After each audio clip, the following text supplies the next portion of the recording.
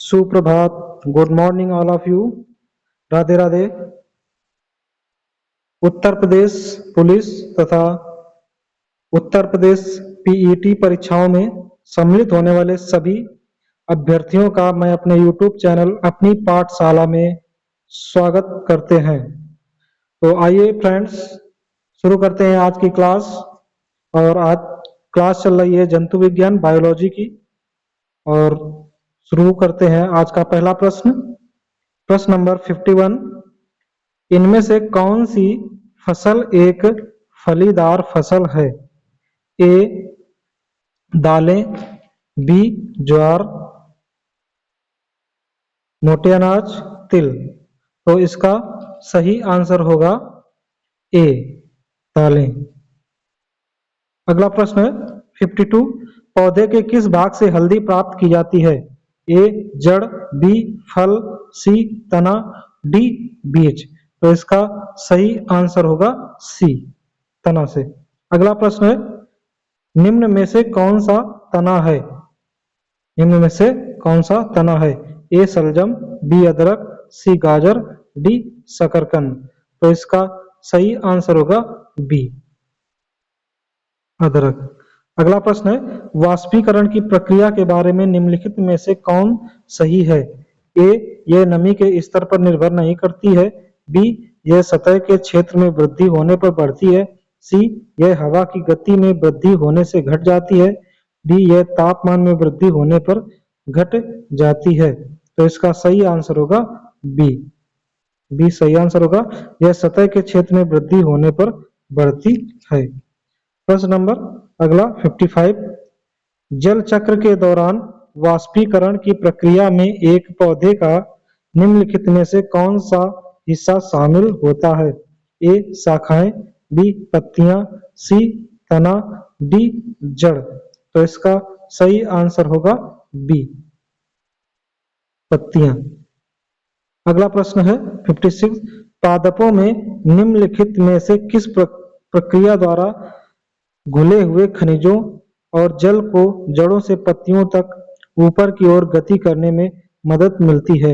ए प्रकाश संश्लेषण, बी वाष्पोत्सर्जन, सी स्थानांतरण, डी वाष्पीकरण। तो इसका सही आंसर होगा बी वाष्पोत्सर्जन। अगले प्रश्न की ओर बढ़ते हैं 57। निम्नलिखित में से कौन सी प्रक्रिया जल चक्र में शामिल प्रक्रिया का एक हिस्सा है? ए वाष्पीकरण, बी ऊर्ध्वपातक, सी हिमीकरण, डी विगलन। तो इसका सही आंसर होगा ए वाष्पीकरण। अगला प्रश्न है वाष्पीकरण की प्रक्रिया के बारे में निम्नलिखित में से कौन सा कथन सही है? ए द्रव अवस्था ठोस अवस्था में बदल जाता है, बी गैसीय अवस्था द्रव अवस्था में बदल जाता है, सी ठोस अवस्था द्रव अवस्था में बदल जाता है, डी द्रव अवस्था गैसीय अवस्था में बदल जाता है। तो इसका सही आंसर होगा डी ऑप्शन, द्रव अवस्था गैसीय अवस्था में बदल जाता है। वाष्पीकरण की प्रक्रिया है द्रव अवस्था है गैस में बदल जाती है। अगला प्रश्न है 59। किस प्रक्रिया के द्वारा गतिज ऊर्जा कार्बोहाइड्रेट की रासायनिक ऊर्जा में बदल जाती है? ए केल्विन चक्र, बी प्रकाश संश्लेषण, सी क्लोरोसिंथेसिस, डी डार्क रिएक्शन। तो इसका सही आंसर होगा बी ऑप्शन प्रकाश संश्लेषण। अगला प्रश्न है 60। प्रकाश संश्लेषण की क्रिया में प्रकाश ऊर्जा बदलती है? ए ऊष्मीय ऊर्जा में, बी रासायनिक ऊर्जा में, सी विद्युत ऊर्जा में, डी ध्वनि ऊर्जा में। तो इसका सही आंसर होगा बी रासायनिक ऊर्जा में। अगला प्रश्न है पौधे का पत्तियों के बहुत छोटे छिद्रों अथवा स्टोमेटा के जरिए पानी के वाष्पीकरण का क्या कहते हैं? ए कंडेंसेशन, बी सब्लिमेशन, सी ट्रांसपिरेशन, डी प्रेसिपिटेशन।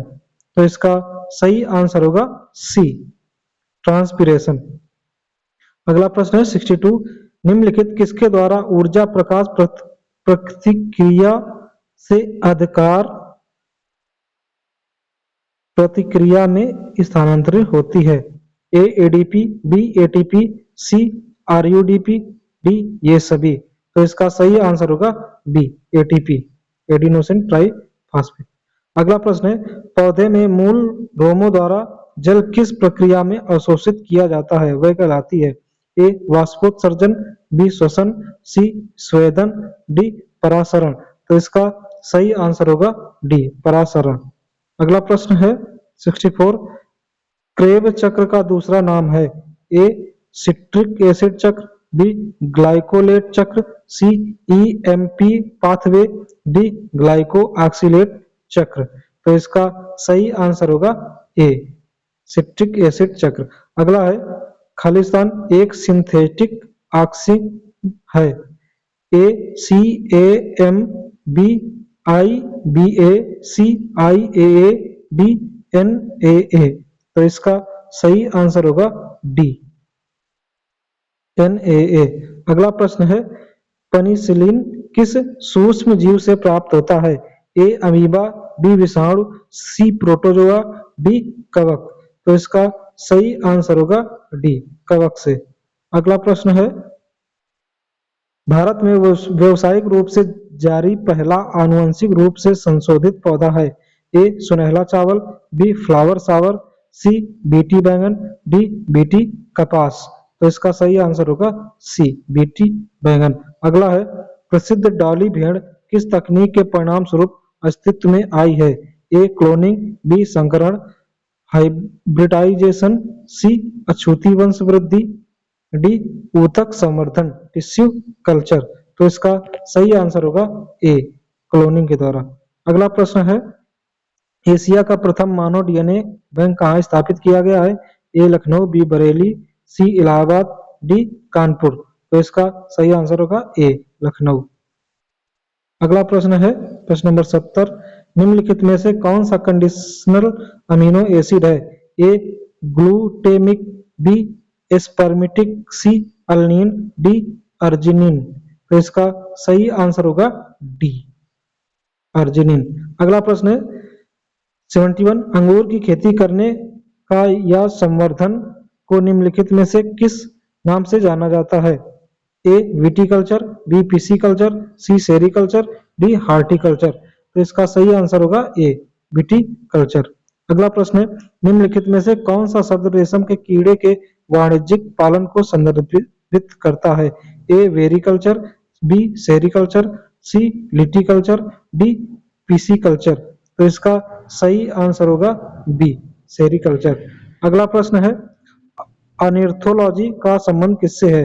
ए हड्डियों से, बी पक्षियों से, सी आभूषणों से, डी धातु से। तो इसका सही आंसर होगा बी पक्षियों से। अगला प्रश्न है प्रश्न नंबर 74, एंटोमोलॉजी का संबंध किससे है? ए वनस्पति, बी प्राणी, सी कीट, डी रसायन। तो इसका सही आंसर होगा सी कीट से। अगला है, विज्ञान की वह कौन सी शाखा ट्यूमर के बारे में बताती है? ए ऑस्टियोलॉजी, बी एनाटॉमी, सी ऑन्कोलॉजी, डी यूरोलॉजी। तो इसका सही आंसर होगा सी ऑन्कोलॉजी। अगला प्रश्न है, जीव विज्ञान की आंतरिक संरचना का अध्ययन करने वाला शास्त्र कहलाता है? ए शरीर रचना विज्ञान, बी कृषि विज्ञान, सी एग्रोलॉजी, डी मानव विज्ञान। तो इसका सही आंसर होगा ए शरीर रचना विज्ञान। अगला है 77, चींटियों के अध्ययन को क्या कहते हैं? ए मार्मिकोलॉजी, बी रेपेटोलॉजी, सी निमेटोलॉजी, डी न्यूरोलॉजी। तो इसका सही आंसर होगा ए ऑप्शन मार्मिकोलॉजी। अगला प्रश्न है, घाव का अध्ययन क्या कहलाता है? ए कैलोलॉजी, बी ओंकोलॉजी, सी ट्रोमेटोलॉजी, डी डर्मेटोलॉजी। तो इसका सही आंसर होगा सी ऑप्शन ट्रोमेटोलॉजी। अगला है, पीडियाट्रिक्स निम्नलिखित में से किसके अध्ययन से संबंधित है? ए अस्थि रोग, बी हृदय रोग, सी शिशु रोग, डी नेत्र रोग। तो इसका सही आंसर होगा सी शिशु रोग। अगला है 80 नंबर, माइटोटिक सेल डिवीजन के किस चरण में क्रोमोसोम्स एक दूसरे से पृथक हो जाते हैं? ए मेटाफेज, बी एनाफेज, सी टेलोफेज, डी प्रोफेज। तो इसका सही आंसर होगा बी एनाफेज। अगला प्रश्न है, कोशिका में निम्न में से कौन सी पाचन थैली कहलाती है? ए गाल्जिकाय, बी माइटोकॉन्ड्रिया, सी राइबोसोम, डी लाइसोसोम। तो इसका सही आंसर है डी लाइसोसोम। अगला प्रश्न है, निम्नलिखित जीवों में से किसमें कोशिका में अच्छी तरह से अवस्थित न्यूक्लियस नहीं पाया जाता? ए एंटामीबा, बी हाइड्रा, सी स्पाइरोगाइरा, डी बैक्टीरिया। तो इसका सही आंसर है डी बैक्टीरिया। अगला प्रश्न है, एक पौधे की पत्ती में किस प्रकार की कोशिकाओं में क्लोरोफिल रहता है? ए पेरेनकाइमा, बी कोलेनकाइमा, सी स्क्लेरेनकाइमा, डी जाइलम। तो इसका सही आंसर होगा ए पेरेनकाइमा। अगला प्रश्न है 84, क्लोरोफिल जलाया जाए तो कौन सा तत्व शेष बचेगा? ए Na, बी Mn, सी Fe, डी Mg। तो इसका सही आंसर होगा डी Mg। अगला प्रश्न है 85, निम्नलिखित में से किसे हमारे शरीर के मूल खंड बिल्डिंग ब्लॉक के नाम से जाना जाता है? ए कार्बोहाइड्रेट, बी प्रोटीन, सी वसा, डी खनिज पदार्थ। तो इसका सही आंसर होगा बी प्रोटीन। अगला है 86, पर्याप्त मात्रा में कार्बोहाइड्रेट प्राप्त करने के लिए व्यक्ति को पर्याप्त मात्रा में खालिस्तान खाना चाहिए? ए मांस, बी चावल, सी गाजर, डी मछली। तो इसका सही आंसर होगा बी चावल। अगला प्रश्न है 87, दो या दो से अधिक लोकाय के एलीलों के बीच अंतःक्रिया को इस प्रकार जाना जाता है? ए महामारी विज्ञान, बी एपिफाइटोसिस, सी एपिस्टासिस, बी डी प्रभावी। तो इसका सही आंसर होगा सी एपिस्टासिस। अगला प्रश्न है 88, अनुलेखन के दौरान डीएनए का वह स्थान जहां आरएनए पॉलीमरेज जोड़ता है कहलाता है? ए रिसेप्टर, बी इन्हेसर, सी प्रोमोटर, डी रेगुलेटर। तो इसका सही आंसर होगा सी।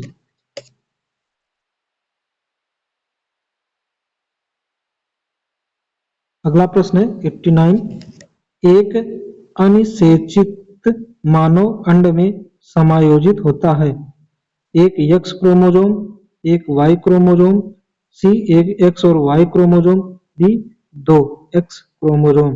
तो इसका सही आंसर होगा ए एक x chromosome.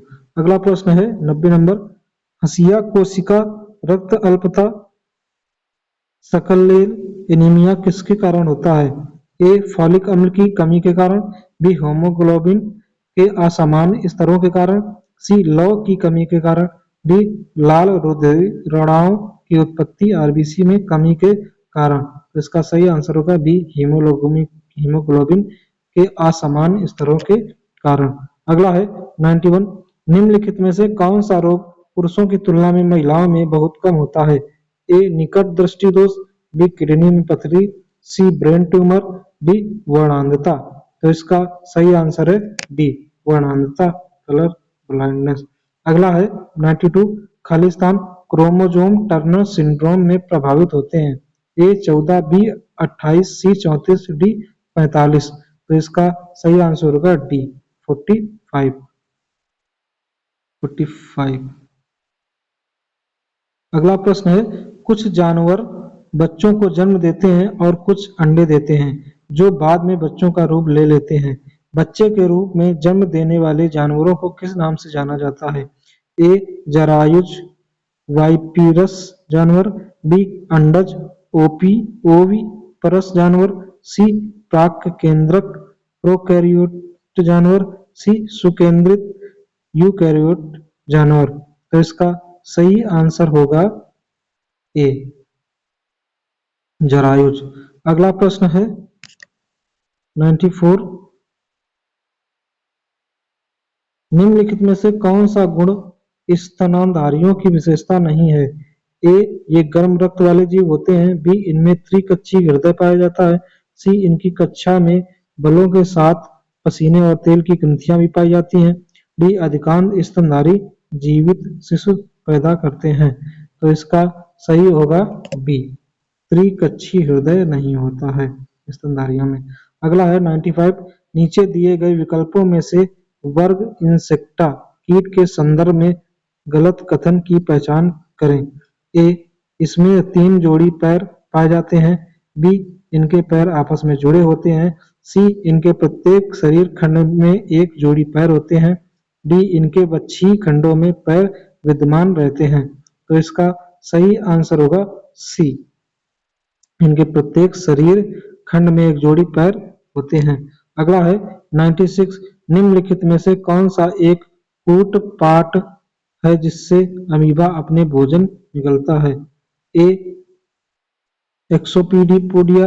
B, pseudopodia. C, फिलोपेडियोपोडिया। D, reticulopodia. तो इसका सही आंसर होगा B option,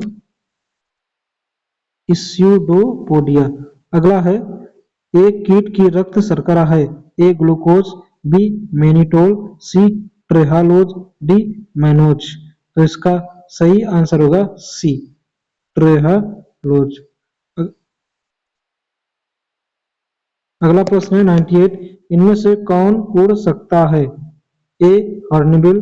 B, ostrich. C, emu. D, penguin. तो इसका सही आंसर है ए, हॉर्नबिल। अगला प्रश्न है 99, कौन सा जीवित पक्षी विश्व का सबसे छोटा अंडा देता है। A, hornbill. B, hummingbird. C, gull. D, कठफड़वा। तो इसका सही आंसर होगा बी, हमिंगबर्ड। अगला है, रेगिस्तान का जहाज किस जानवर को कहा जाता है। ए, घोड़ा। बी, ऊंट। सी, भेड़। डी, हाथी। तो इसका सही आंसर होगा बी। तो साथियों, ये आज की क्लास का अंतिम क्वेश्चन था और आशा करते हैं आपको जानकारी अच्छी लगी होगी और आगे के क्वेश्चन अगले सेट में लेकर के आएंगे। तो तब तक पढ़ते रहिए, मस्त रहिए और जानकारी अच्छी लगी है तो लाइक करें, चैनल पर नए हैं तो सब्सक्राइब करें। इसी के साथ जय हिंद।